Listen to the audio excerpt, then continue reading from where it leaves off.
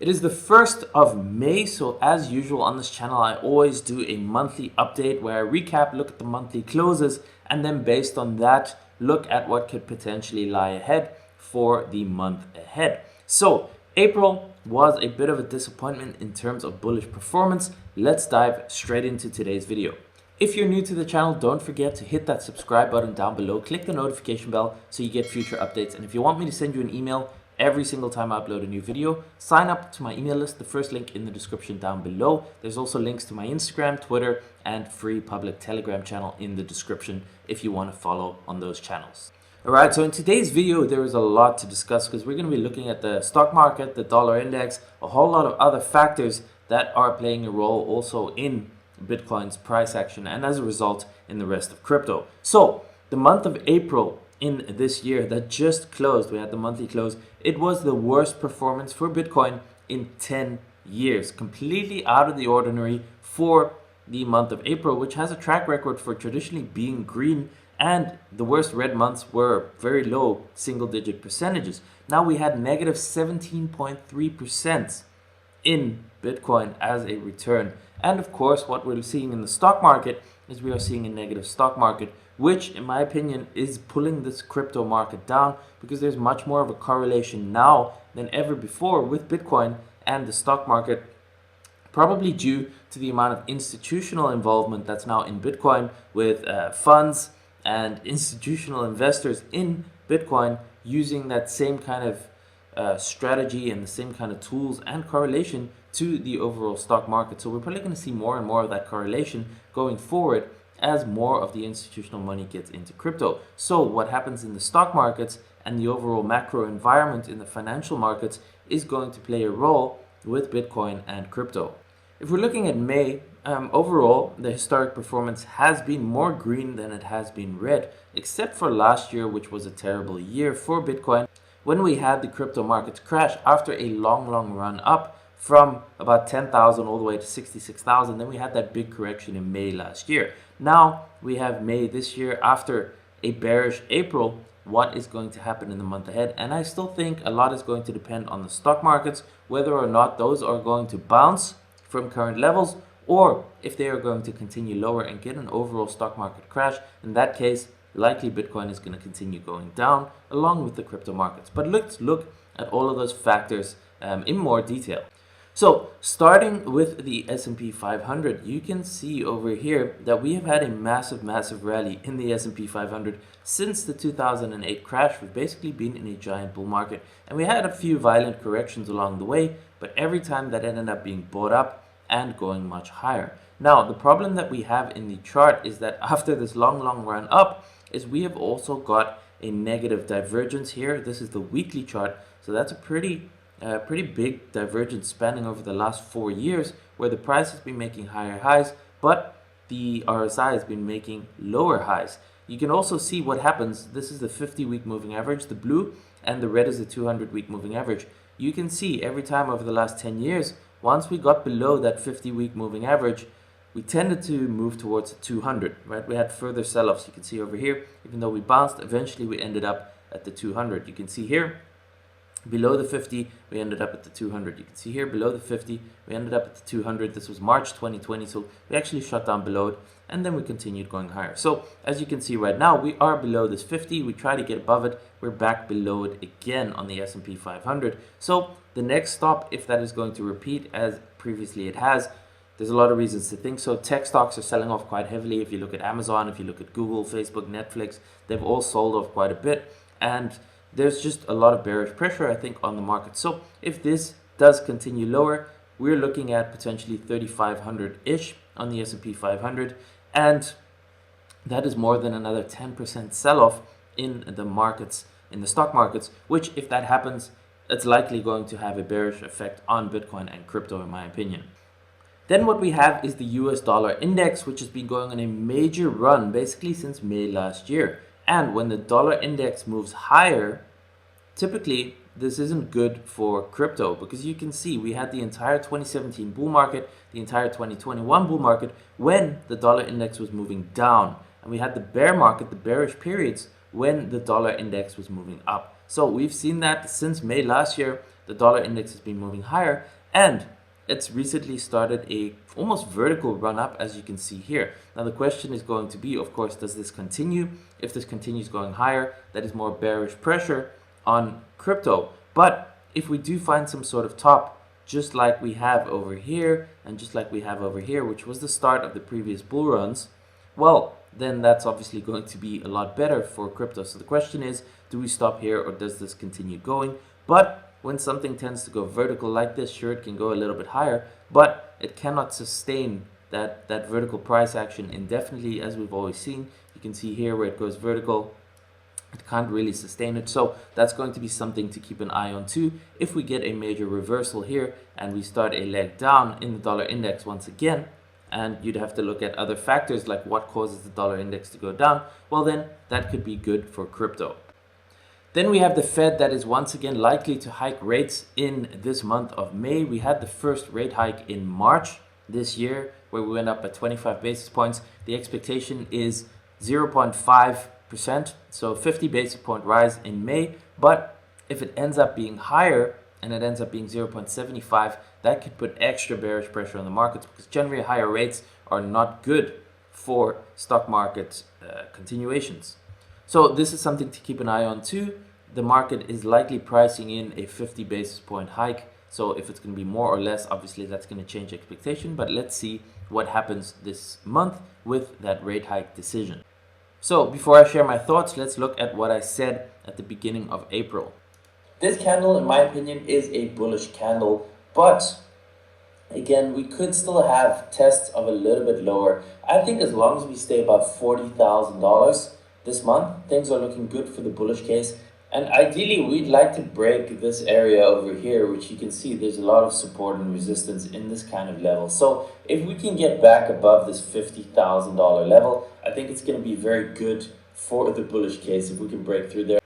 So basically I said two things. If we can get above this, if we can break above this level and get back above 50,000-ish, that would be really good for the bullish case. As you can see, we got rejected here. And I said as long as we can stay above 40,000, well, then it could still potentially be good. But we broke down below that 40,000 and we actually closed below it. You can see we closed at 37,590. So this does not look like there is much strength left for the bulls. And as you can see, I showed you with the stock markets what's happening there, the bearish pressure, the dollar index that's going up, the potential expected rate hikes that are still coming later this year and this month too. And all of that puts bearish pressure also on Bitcoin and crypto, which seems to have a lot of correlation with the stock market and the overall macro environment. So at this point, short term, it's going to be tricky to say anything. We can see here there's a lot of activity within this range. Now, if we do get a stock market sell-off, I do think there's possibility that we can go a bunch lower in Bitcoin and crypto. It's likely going to follow, which means we could get a capitulation. And I'll show you on the weekly chart in a second. But basically the 200-week moving average is still a potential target, which would be the low $20,000 level for Bitcoin. And as a result, altcoins would obviously also go a lot lower, probably more downside in terms of percentages than Bitcoin, because they tend to outperform Bitcoin on the upside and also to the downside. Now, if for some reason the Fed steps in or money printing starts to happen or whatever and the whole market recovers or, gets pushed up, maybe we see a move back to this level. So it can really go either way at this point, even though I'm leaning more towards the bearish side because things just don't really look that good at this point in time. So what we want to see to be able to get bullish again is we want to get a break back above this. If we can somehow get back above here, that is going to be bullish. But until then, there's still the bearish pressure and potentially a capitulation event around that low 20,000 level. If you change this to the weekly chart, and this is something that I've been saying since towards the end of last year, the 50-week moving average is an important indicator for bullish or bearish. Above there, that's when the bull markets happen. That's when the price action tends to move to the upside even on pullbacks. But below that 50-week moving average and there is bearish pressure, rallies tend to end up getting sold, and the potential downside targets tend to be the 200-week moving average, as you can see over here in 2018, where we got below it and the ultimate target ended up being the 200-week moving average. We got below it, we got a fake out rally and 200-week moving average, and now we got below it, we had this fake out rally, and now potentially that target could still be the 200-week moving average, somewhere between 20 and 25,000 at this point in time, which means that if that does happen, it's likely that it's going to happen as a result of some overall market capitulation. If the stock market sells further or something like that, it is a possibility. You can see there's also a similarity between 2018, where we broke below, we got a retest of the 50-week moving average, failed, and ended up going lower. In a similar way, this year, we ended up going below, we got a retest that failed, and now we're back moving lower. So the question is going to be, is there support over here that's going to hold, or are we going to end up with the same fate and go to that 200-week moving average before a recovery? So ultimately, nobody really knows, okay? Nobody can tell you with any certainty we're going up or we're going down. All you can do is look at what has happened in the past and look at the probabilities. So, in my opinion, a very easy strategy here is still the 50-week moving average. As long as we're below here, there's bearish pressure and a potential to sell off to that 200. If we get back above there, that's when we can start to get more bullish, okay? So if we get back above this 50-week moving average and we can get back above, say, 48 or 50,000, I think that's very, very good for the bulls. Until then, you know, we have to be prepared for a potential sell-off, which means, quite simply, in terms of a strategy, is don't overexpose, right?